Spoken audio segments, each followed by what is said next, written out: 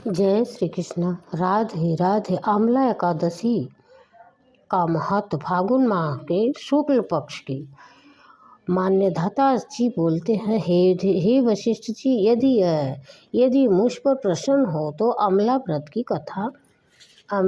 की कथा कहो, जिससे मेरा कल्याण हो। वशिष्ठ जी बोले, हे राजन, सब व्रतों में उत्तम और अंत में मोक्ष देने वाली अमला एकादशी का वर्ण करता हूँ। यह फागुन माह के शुक्ल पक्ष में होती है। इस व्रत का पुण्य 1000 गौदान के फल के बराबर है।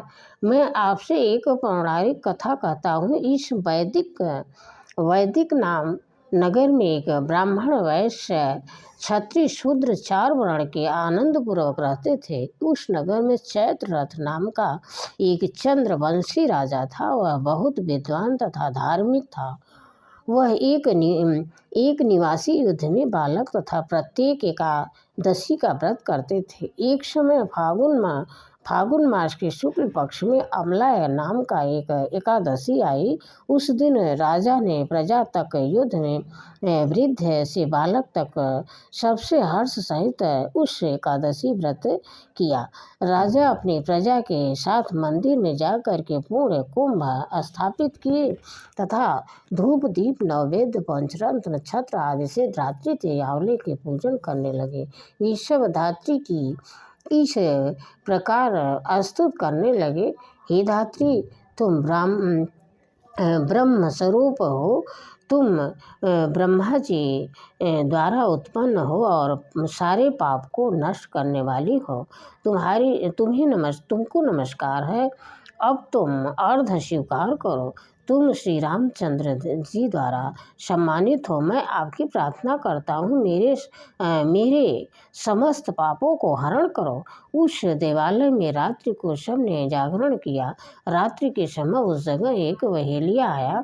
वह महापापी तथा दुराचारी था। वह भूख प्यासा था। उस जगह विष्णु भगवान की कथा एकादशी महत्व को सुनने लगा। बहेलिया ने उस रात्रि को अन्य लोगों के साथ जाकर के व्यतीत की। प्रातः काल होते ही सभी लोग अपने अपने घर आए गए। उस समय बीतने के पश्चात उस बहेलिया की मृत्यु हो गई। उस अमला एकादशी के व्रत तथा जागरण के प्रभाव से उसने राजा विदुरथ के घर जन्म लिया। उसका नाम वसुरथ रखा गया। बड़े होने पर वह चतुरंगड़ी सेना सहित तथा धन धान से युक्त होकर 10 सहस्त्र ग्रामों का पालन करने लगा। उस तेज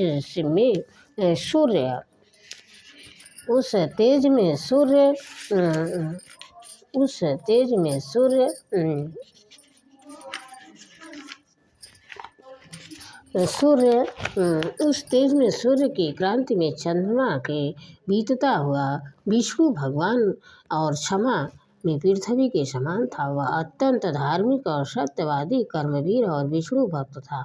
वह सदा यज्ञ किया करता था। एक दिन वह राजा शिकार खेलने के लिए गया और देवयोग से वह राजा रास्ता भूल गया। तब उसी वन में एक वृक्ष के नीचे सो गया और उसी समय पहाड़ी मलेच्छ वहां आए और राजा को अकेला देखकर उस पर मारो मारो का शब्द करके टूट पड़े। मलेच्छ कहने लगे कि इस दुष्ट राजा ने हमारे संबंधियों को मारा है तथा देश से निकाल दिया है, अतः इसे अब अवश्य मारना चाहिए। ऐसा कहकर के मलेच्छ राजा पर अस्त्र शस्त्र का प्रहार करने लगे।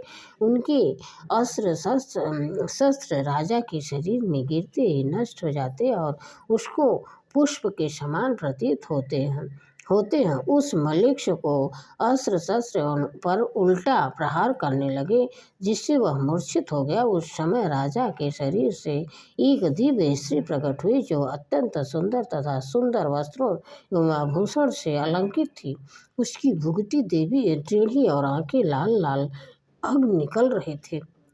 और मलेच्छ को मारने दौड़ी और समस्त मलेच्छों को काल के गाल में पहुंचा दिया।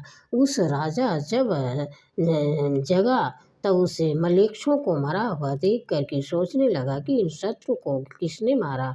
जब राजा ऐसा विचार कर रहा था तभी आकाशवाणी हुई, कहने लगी कि हे राजन, इस संसार में तुम्हारी विष्णु भगवान के अतिरिक्त कौन रक्षा कर सकता है।